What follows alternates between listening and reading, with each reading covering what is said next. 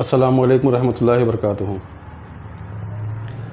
Bidar parliamentary constituency की जो सियासी सरगर्मी पिछले 6 महीने से चल रही थी, उसमें एक तरह से ठहराव सा आ गया है। लोग ख़ास करके माइनॉरिटीज़ कांग्रेस की तरफ बहुत ही उम्मीद की निगाह नज़र रखते हुए एमपी टिकट का मुतालबा कर रहे थे, लेकिन उन्हें मायूसी हुई।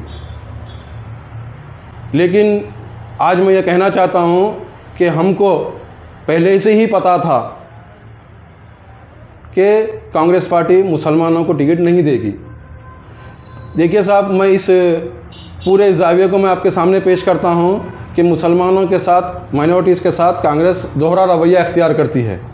उनके वोट तो लेती है, लेकिन उन्हें वोट के बजाय उसके फ़वाइद, सियासी लीडरशिप उसको बढ़ाना नहीं चाहती, ख़ास करके मुसलमानों की लीडरशिप को बढ़ाना नहीं चाहती।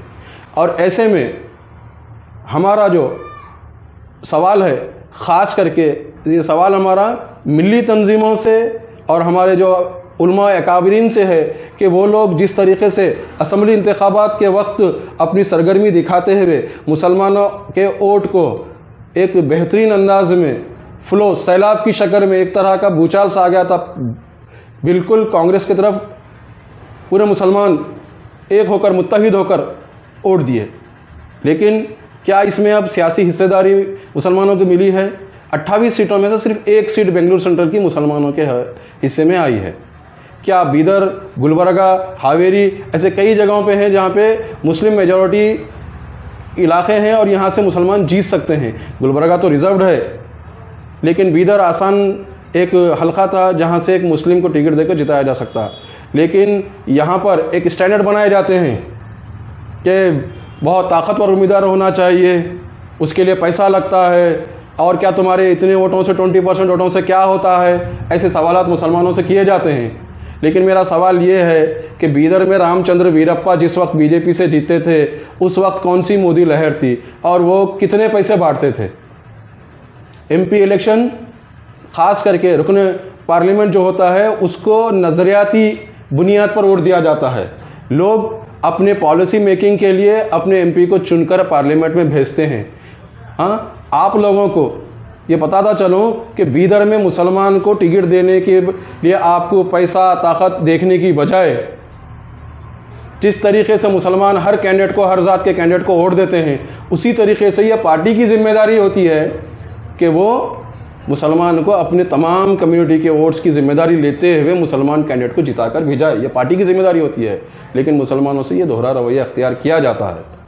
ऐसे में मैं मुस्लिम क़यादत से भी सवाल करता हूँ, कब तक वो अपने चंद सियासी मफादात की खातिर एक तरह का कोशिश करेंगे, फिर खामोशी से अपने अपने घरों में बैठ जाएंगे। ऐसे में नौजवानों को मैं नई लीडरशिप को भरने की मैं गुजारिश करता हूं कि दोस्तों ऐसा देखिए कि ये दोहरा रवैया अख्तियार करने वाली पार्टियों से दूर रहते हुए अपनी लीडरशिप को मजबूत करने के लिए एक नई लीडरशिप को उभारने की ज़रूरत है, जो अवाम के हक़ के लिए, ख़ास करके दलित, मुस्लिम, ओबीसीज़ के हक़ के लिए लड़ती हो। ऐसी ताकतों को मजबूत बनाने की ज़रूरत है। जैसे हर वक्त में जब कभी ज़रूरत होती है तो दूसरी तंजीमें, रीजनल पार्टीज़ अवाम के लिए खिदमत के लिए आगे आती हैं, लेकिन जब वोट की बात आती है तो पब्लिक भी क्या करती है, नहीं भाई नेशनल पार्टी एक मजबूत पार्टी है, कांग्रेस को वोट दो। ऐसे में हमको आज भी जो नाराज़गी बीदर पार्लियामेंट्री हल्के में है मुसलमान को टिकट ना देने की वजह से, इस नाराज़गी को वोट की शक्ल में बदलें और एक ताकतवर नया उम्मीदवार, चाहे कोई भी हो, चाहे किसी भी पार्टी से हो, चाहे किसी भी जमात से हो, उसको जिताकर अपने बीदर पार्लियामानी हल्के से एक नया इनकलाब लाने की ज़रूरत है। और इस मरतबा एक बेहतरीन मौका है कि 2 नेशनल पार्टीज़ के हटकर एक नए उम्मीदवार और नई पार्टी से बीदर से जिताया जाए।